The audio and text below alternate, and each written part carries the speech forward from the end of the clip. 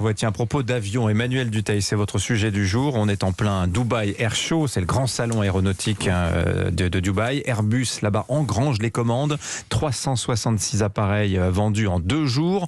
La crise est loin d'être terminée pour le secteur, mais il y a quand même un petit vent d'optimisme qui souffle à Dubaï.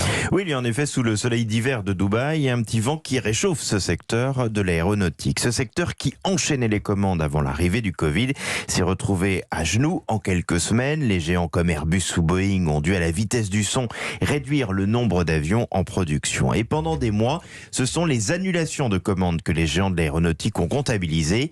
Là, Airbus tape fort et relance le compteur à commandes. Ce qui est intéressant, c'est qu'il vend quasiment tous les modèles de sa gamme. Il a même enregistré une première commande symbolique pour son A350F. C'est quoi? C'est la version cargo de son A350. Du coup, Airbus confirme ses hausses de cadence à venir. Alors ça reste une légère brise, c'est pas un vent, ça n'emporte, c'est pas un vent puissant. Effectivement, les nuages sont loin de tous avoir été dissipés. Le trafic mondial est fortement reparti, certes, mais il est loin d'être à ses records de 2019. Le marché européen, au 3e trimestre, n'était qu'à 52% de son activité de 2019. Airbus vend surtout ses monocouloirs, signe que le trafic pour les liaisons longues n'a pas encore redécollé. Impossible ou presque encore aujourd'hui de voler par exemple vers la Chine depuis l'Europe. Le patron d'Airbus le dit très clairement, la crise n'est pas finie, mais ce petit vent est rassurant. Le seul fait que ce salon de Dubaï se tienne, comme on dit aujourd'hui, en présentiel est un symbole de cette reprise. Alors surtout que l'industrie aéronautique, comme l'automobile, fait face à des défis majeurs pour l'avenir.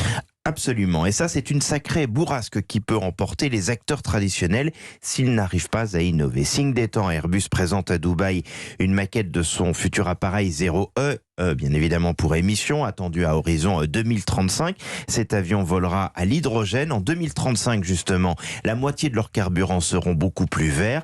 L'industrie aéronautique va devoir répondre à un quadruple objectif. Faire voler toujours plus de monde, en consommant moins, en étant plus responsable, le tout sans faire exploser les prix des avions. Pour Airbus et Boeing, le défi est de taille, surtout que la course ne va pas indéfiniment se jouer à deux. Le chinois Comac pourrait devenir dans les années à venir un sérieux concurrent.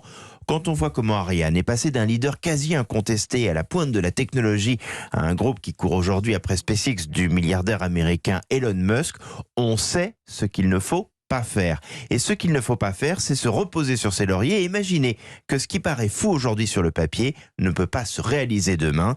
Là-dessus, Airbus a de l'avance, il fourmille de projets, reste à transformer tous ses essais pour s'offrir des lendemains radieux. Merci Emmanuel Dutheil, les experts européens tous les matins 7h12.